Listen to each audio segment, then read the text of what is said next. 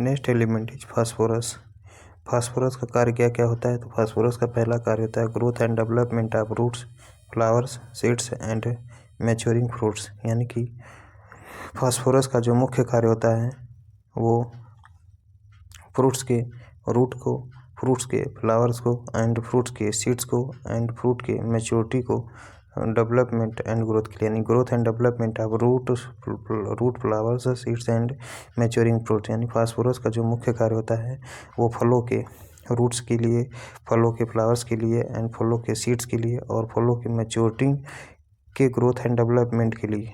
ठीक, यानी कि growth and development of root flowers and seeds, यानी फ्रूट्स के ग्रोथ एंड फ्रूट्स के root flower seeds, fruit flower seeds के ग्रोथ एंड डेवलपमेंट के लिए बहुत ही आवश्यक होता है और फ्रूट के मैच्योरिटी के लिए भी बहुत ही आवश्यक होता है। Next, structural component of membrane system. यानी कि फास्फोरस जो होता है वो मेम्ब्रेन सिस्टम के, फास्फोरस जो होता है कि क्या होता है तो structural component of membrane system. यानी कि फास्फोरस जो होता है वो मेम्ब्रेन सिस्टम का स्ट्रक्चरल कंपोनेंट होता है। यानी कि फास्फोरस जो होता है वो मेम्ब्रेन सिस्टम का स्ट्रक्चरल कंपोनेंट होता है। Next, essential constituents of DNA and RNA. यानी कि essential constituents of DNA and RNA, यानी फास्फोरस जो होता है वो डीएनए और आरएनए का इसेंशियल कंस्टिट्यूएंट्स होता है। यानी कि फास्फोरस जो होता है वो डीएनए एंड आरएनए का इसेंशियल कंस्टिट्यूएंट्स होता है। नेक्स्ट, यानी DNA, RNA, NADP, ATP and ATP का इसेंशियल कंस्टिट्यूएंट्स कौन सा होता है?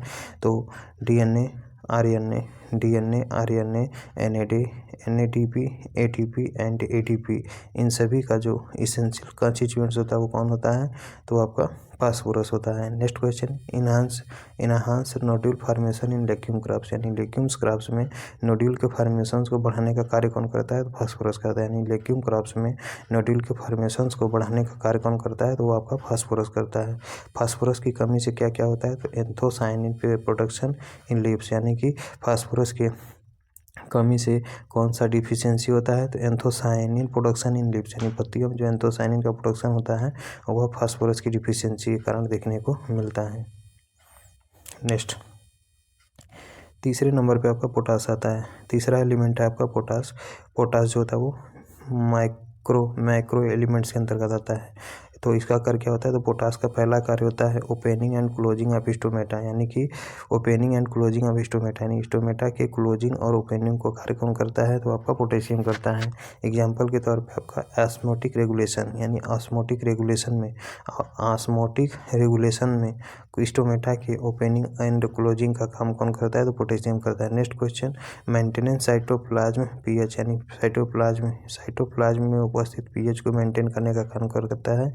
तो साइटोप्लाज्म में पीएच को मेंटेन करने का काम पोटेशियम करता है। नेक्स्ट है reduction of lodging of plants, यानी कि प्लांट्स के लॉजिंग को रिड्यूस करने का काम कौन करता है? तो पोटेशियम करता है। यानी प्लांट्स के लॉजिंग को रिडक्शन करने का, यानी प्लांट्स के लॉजिंग को रिड्यूस करने का काम कौन करता है? तो पोटेशियम करता है। Next, improves colour, flavour and size of fruits, यानी साइज ऑफ फ्रूट्स, यानी कि पोटेशियम जो होता है यह क्या करता है? तो फ्रूट के कलर को, फ्रूट के फ्लेवर को एंड फ्रूट के साइज को इम्प्रूव करने का काम कौन करता है? तो पोटेशियम करता है। नेक्स्ट फंक्शन है फॉर्मेशन ऑफ स्टार्च, यानी स्टार्च का फॉर्मेशन का कार्यक्रम करता है। तो स्टार्च के फॉर्मेशन का कार्य जो होता है वो पोटेशियम करता है। यानी पोटेशियम जो होता है वो स्टार्च के फॉर्मेशन का कार्य करता है। नेक्स्ट, शुगर ट्रांसलोकेशन, यानी पोटेशियम ही शुगर का ट्रांसलोकेशन का भी कार्य करता है।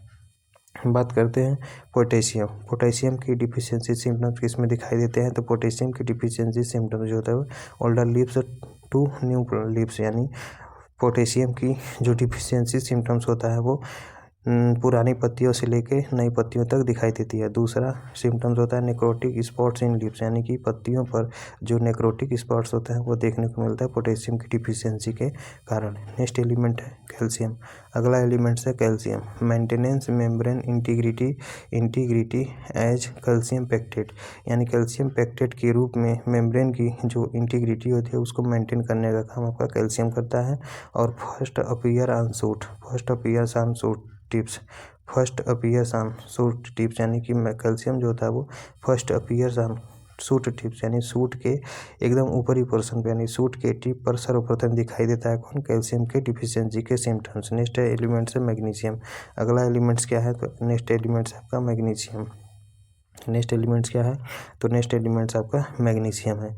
नेक्स्ट एलिमेंट्स क्या होता है? तो नेक्स्ट एलिमेंट्स आपका मैग्नीशियम होता है। फर्स्ट मैग्नीशियम का जो नेक्स्ट एलिमेंट्स होता है क्या होता है? तो मैग्नीशियम का जो फर्स्ट एलिमेंट्स होता है आपका मैग्नीशियम। नेक्स्ट है मैग्नीशियम। मैग्नीशियम का जो फर्स्ट एलिमेंट्स होता है वो constituents of chlorophyll, protoplasm and chromosomes. यानी मैग्नीशियम जो होता है वो क्लोरोफिल, प्रोटोप्लाज्म और क्रोमोसोम्स यानी क्रोमोसोम्स, प्रोटोप्लाज्म और क्लोरोफिल का अवयव होता है। मैग्नीशियम क्या होता है? तो क्रोमोसोम, प्रोटोप्लाज्म और क्लोरोफिल का अवयव होता है। अब हम बात करते हैं इसके डिफिशियंसी सिम्टम्स। तो first appears on older leaves यानी कि मैग्नीशियम की डिफिशियंसी सिम्टम जो होते हैं वो सर्वप्रथम पुराने पत्तियों पर दिखाई देते हैं। दूसरे नंबर पर आपका येलोविंग ऑफ लीफ मार्जिन यानी कि लीफ का जो मार्जिन होता है वो पीला पड़ जाता है, यानी कि येलोविंग ऑफ लीफ मार्जिन यानी लीफ मार्जिन जो होता है वो पीला पड़ जाता है। नेक्स्ट एलिमेंट है आपका सल्फर।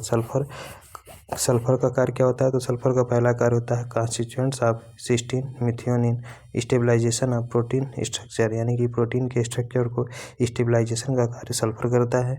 और यह मिथियोनिन और सिस्टीन और मिथियोनिन का अवयव होता है कौन? सल्फर। यानी सल्फर जो होता है वो मिथियोनिन और सिस्टीन का अवयव होता है। और सल्फर जो होता है वो प्रोटीन के स्ट्रक्चर के स्टेबलाइजेशन का कार्य करता है। डिफिशियंसी सिम्टम्स क्या होता है? तो सल्फर का जो डिफिशियंसी सिम्टम्स होता है क्लोरोसिस फर्स्ट ऑब्जर्व्ड इन लीफ यानी कि जो नई पत्तियां होती है उसके ऊपर क्लोरोसिस सर्वप्रथम देखने को मिलता है सल्फर की डिफिशियंसी कारण। यानी कि जो नई पत्तियां होती हैं उसको उस पर क्लोरोसिस को जो है सर्वप्रथम देखने को मिलता है। Next iron. नेक्स्ट एलिमेंट्स है आपका आयरन। आयरन के कार्य क्या क्या होते हैं? तो आयरन का निम्नलिखित 3 कार्य होता है। एक तो आपका के एलिमेंट्स ऑफ रेस्पायरेशन यानी रेस्पायरेशन का जो के एलिमेंट होता है क्या होता है? तो आपका आयरन होता है। की एलिमेंट्स ऑफ रेस्पायरेशन यानी रेस्पायरेशन का जो की एलिमेंट या फिर चाबी तत्व जो होता है वो आपका आयरन होता है। सेकेंड वर्क होता है आपका synthesis of chlorophyll and nucleic acid यानी कि आयरन जो होता है वो क्लोरोफिल एंड न्यूक्लिक एसिड के सिंथेसिस का काम करता है। यानी कि आयरन जो होता है वो क्लोरोफिल एंड न्यूक्लिक एसिड के सिंथेसिस का काम करता है। तीसरे नंबर पर आपका आता है reduction of nutrients and sulphates, nitrate and sulphate यानी आयरन जो होता है वो नाइट्रेट और सल्फेट के रिडक्शन का काम करता है। अब हम बात करते हैं इसकी डिफिशियंसी सिम्टम्स का। तो इसका डिफिशियंसी सिम्टम्स क्या होता है? तो इंटरवेनल क्लोरोसिस यानी कि आयरन की कमी से interveinal chlorosis first observed in younger leaves यानी कि नई पत्तियों पर जब इंटरवेनल क्लोरोसिस देखने को मिलता है तो उसे हम आयरन की डिफिशियंसी के कारण मानते हैं।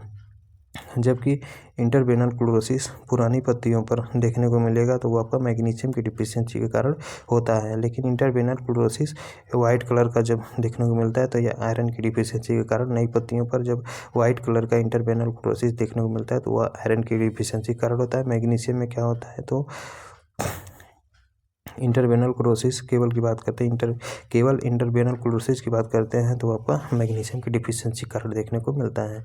नेक्स्ट एलिमेंट कौन सा है? तो अगला एलिमेंट है मैग्नीज।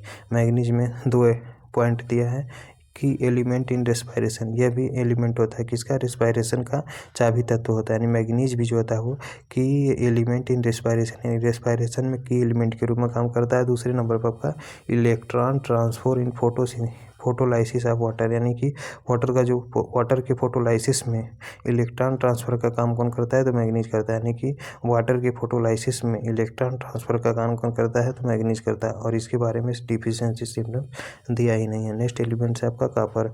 कापर का जो सोर्स होता है वो चैल्कोपाइराइट होता है। जिंक का स्फेलेराइट होता है।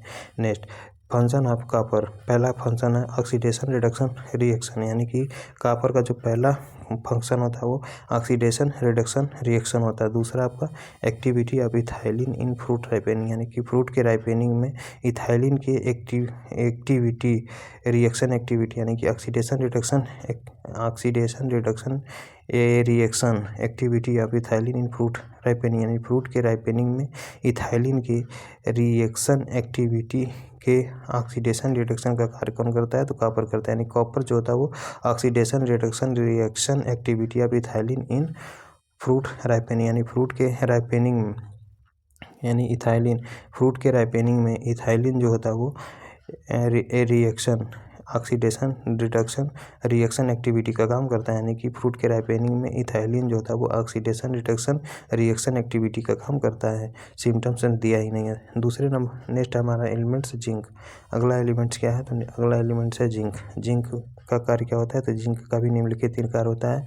पहला कार्य आपका synthesis of tryptophan RNA, tryptophan RNA यानी कि synthesis of tryptophan and RNA यानी जिंक का जो कार्य होता है वो ट्रिप्टोफैन को बनाना होता है और राइबो न्यूक्लिक एसिड को भी बनाना होता है। दूसरे नंबर पर आपका आता है essential for carbon dioxide evolution and utilization, यानी कि कार्बन डाइऑक्साइड को वो इवोल्यूशन यानी उत्पत्ति करना, कार्बन डाइऑक्साइड का उत्पत्ति करना और उसका उपयोग करना किसके लिए इसेंशियल होता है, तो जिंक के लिए इसेंशियल होता है। यानी जिंक के लिए जो इसेंशियल फॉर यानी कि जिंक जो होता है वो essential for carbon dioxide evolution and utilization, यानी कि कार्बन डाइऑक्साइड के इवोल्यूशन के लिए एंड यूटिलाइजेशन के लिए आवश्यक होता है क्या, जिंक। तीसरे नंबर पर आपका आता है इंप्रूवमेंट फॉर एनारोबिक रेस्पिरेशन, यानी एनारोबिक रेस्पिरेशन के लिए बहुत ही इंपॉर्टेंट होता है। यानी कि एनारोबिक रेस्पिरेशन के लिए इंपॉर्टेंट होता है क्या, तो जिंक। अब हम बात करते हैं इसकी डिफिशियंसी सिम्टम। तो जिंक की जो डिफिशियंसी सिम्टम्स होते हैं वो आपका शार्ट इंटरनोड्स जो था वो छोटा रह जाता है। लिटिल लीफ ऑफ सिम्टम्स यानी कि पत्तियों का छोटा रह जाना, यानी लिटिल लीफ सिम्टम्स यानी लिटिल लीफ यानी कि छोटी पत्तियों का सिम्टम्स जो होता है वो जिंक की डिफिशियंसी के कारण ही देखने को मिलता है। नेक्स्ट है बोरान।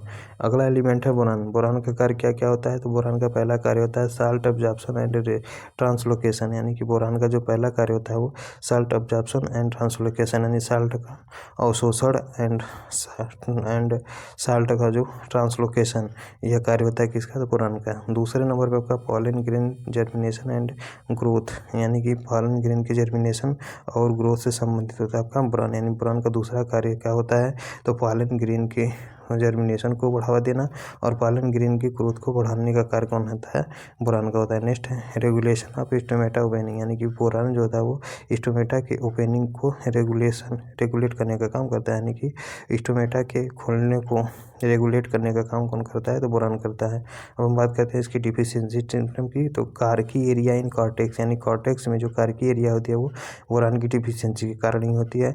ब्राउनिंग इन कोर रीजन, यानी कोर रीजन में जो होता है वो भूरापन हो जाता है बोरान की डिफिशियंसी के कारण। Next is separate fruit formation, यानी फ्रूट के फॉर्मेशन को दबा देता है कौन, बोरान। नेक्स्ट एलिमेंट्स है क्या, तो मॉलिब्डेनम। अगला एलिमेंट्स है मॉलिब्डेनम। मॉलिब्डेनम का जो पहला कार्य है क्या है, तो मॉलिब्डेनम का जो पहला कार्य है रोल इन नाइट्रोजन मेटाबॉलिज्म, यानी नाइट्रोजन के मेटाबॉलिज्म का कार्य कौन करता है, तो मॉलिब्डेनम करता है।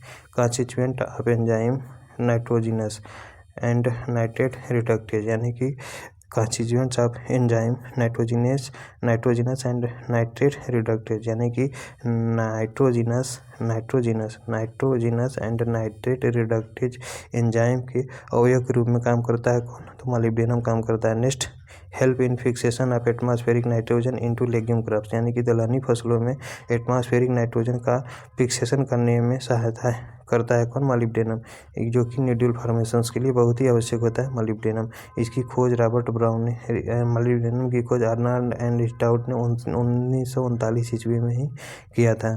और इसकी जो डिफिशियंसी सिम्टम्स होते हैं येलोइंग स्पॉट्स इन लीव्स, यानी पत्तियों में पीले रंग के स्पॉट्स देखने को मिलते हैं। एक तो पोटेशियम कारण स्पॉट्स होता है, दूसरा आपका मॉलिब्डेनम के कारण स्पॉट्स देखने को मिलता है, वो भी मॉलिब्डेनम के कारण येलोइंग स्पॉट्स होता है जो कि पत्तियों पे देखने को मिलता है। नेक्स्ट एलिमेंट है chlorine. Involved in oxygen evolution in photosynthesis turgor pressure in guard cells, यानी कि गार्ड सेल्स में turgor pressure and photosynthesis evolution oxygen, यानी फोटोसिंथेसिस में ऑक्सीजन के इवैल्यूएशन में इन्वॉल्व्ड कौन होता है, तो क्लोरीन होता है। यानी कि involved in oxygen evolution in photosynthesis, यानी फोटोसिंथेसिस में ऑक्सीजन की इवोल्यूशन में कौन इन्वॉल्व रहता है, तो क्लोरीन रहता है। और turgor pressure in guard cell, यानी गार्ड सेल में जो टर्गर प्रेशर होता है उसके लिए रिस्पॉन्सिबल कौन होता है, तो आपका क्लोरीन होता है। डिफिशियंसी सिम्टम्स दिया ही नहीं है। तो अब हम बात करते हैं deficiency symptoms. Next heading deficiency symptoms. Old lip पर आपका नापाक मांगे मोहब्बत। दूसरा, न्यू लिप पे सिम्टम्स किसका होता है? तो जिंक फेंकू मन से कब? तो फेंकू